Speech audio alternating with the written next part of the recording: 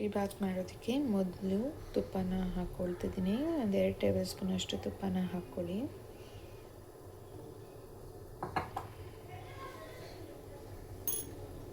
ತುಪ್ಪ ಸ್ವಲ್ಪ ಬಿಸಿಯಾಗಿದ ತಕ್ಷಣ ಗೋಡಂಬಿ ಮತ್ತು ದ್ರಾಕ್ಷಿನ ಸೇರಿಸ್ಕೊಳ್ತಿದ್ದೀನಿ.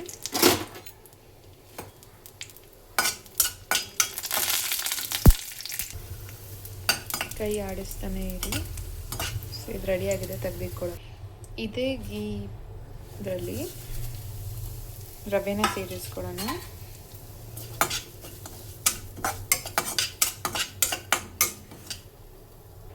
ಇನ್ನು ಸ್ವಲ್ಪ ರವೆನ ಸೇರಿಸ್ಕೊಂಡು ಸೊ ಕಮ್ಮಿ ಉರಿಯಲ್ಲಿ ಫ್ರೈ ಮಾಡಿಕೊಳ್ತಾ ಹೋಗಬೇಕು.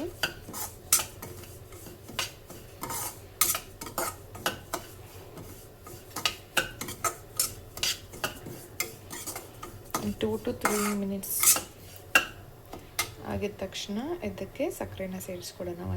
2 ಟೇಬಲ್ ಸ್ಪೂನ್ ಅಷ್ಟು.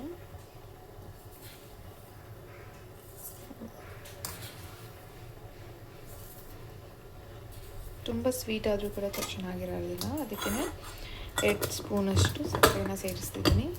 ಏಲಕ್ಕಿ ಬೇಕು ಅಂದರೆ ಹಾಕ್ಕೊಳ್ಳಿ, ನಾನಿಲ್ಲಿ ಏಲಕ್ಕಿನ ಸ್ಕಿಪ್ ಮಾಡ್ತಿದ್ದೀನಿ. ಮಿಕ್ಸ್ ಮಾಡ್ಕೊಂಡಿದ್ಮೇಲೆ ಕಾಯಿಸಿರುವಂತಹ ನೀರು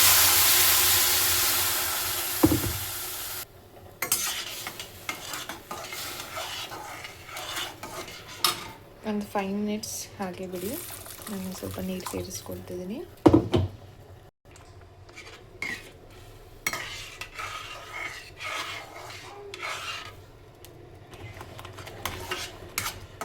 ಕೈ ಆಡಿಸ್ತಾ ಇರಿ, ಮತ್ತು ತಡ ಬಿಟ್ಕೊಳ್ಳುತ್ತೆ. ಇದಕ್ಕೆ ಕಲರ್ ಬೇಕಾದರೆ ಹಾಕ್ಕೊಳ್ಬೋದು, ಫುಡ್ ಕಲರ್. ನಾನು ಸ್ಕಿಪ್ ಮಾಡ್ತಿದ್ದೀನಿ ಫುಡ್ ಕಲರ್ ಕೂಡ. ಕೇಸರಿನ ಸೇರಿಸ್ತಿದ್ದೀನಿ, ಒಂದು ಚಿಟಿಕೆ ಅಷ್ಟು. ಆಗಿದೆ ಇದೀಗ. ಲಾಸ್ಟ್ಲಿ ಇದಕ್ಕೆ ದ್ರಾಕ್ಷಿ ಗೋಡಂಬಿನ ಸೇರಿಸ್ಕೊಳ್ತೀನಿ.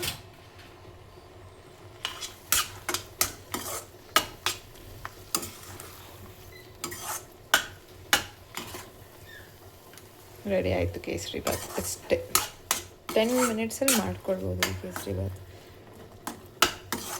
ನೀವು ಬೇಕಾದರೆ ಕೇಸರಿನ ನೀರಲ್ಲಿ ಹಾಕಿ ನೆನೆಸಿ ಅದನ್ನು ಹಾಕಿದ್ರೆ ಕೂಡ ಕಲರ್ ಬರುತ್ತೆ.